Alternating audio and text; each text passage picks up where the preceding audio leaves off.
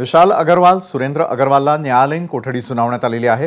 ड्रायव्हरला डांबून ठेवल्याप्रकरणी ही न्यायालयीन कोठडी सुनावण्यात आलेली आहे। अग्रवाल बाप लेकाला 14 दिवसांची न्यायालयीन कोठडी सुनावण्यात आल्याची या क्षणाची मोठी बातमी।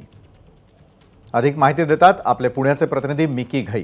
मिकी, खरं तर विशाल आणि सुरेंद्र अग्रवाल दोघांनाही न्यायालयीन कोठडी सुनावण्यात आल्याची ही अपडेट आपल्यापर्यंत येते। काय सविस्तर माहिती द्याल?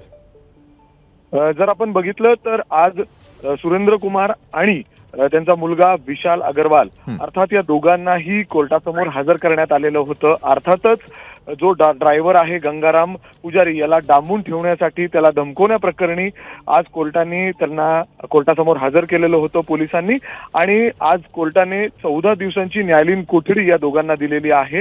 त्याचबरोबर जर आपण बघितलं तर या प्रकरणी आता दोघंही जामिनासाठी कोर्टामध्ये अर्ज करू शकतात।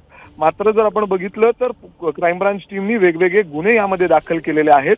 त्यामुळे या दोघांची पुन्हा एकदा वेगळ्या गुन्ह्यामध्ये अर्थात ससून रुग्णालयातील डॉक्टरांना फोन करून त्यांना पैसे देऊन जे ब्लड सॅम्पल्स बदलण्यात आलेले आहेत त्या प्रकरणी पुन्हा एकदा क्राईम ब्रांच कोर्टाकडे अर्ज करून या दोघांची पोलीस कोठडी पुन्हा एकदा मागू शकते।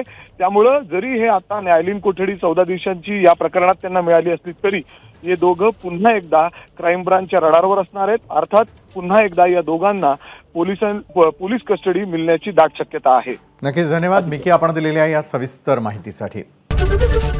एबीपी माझा, उघडा डोळे बघा नीट।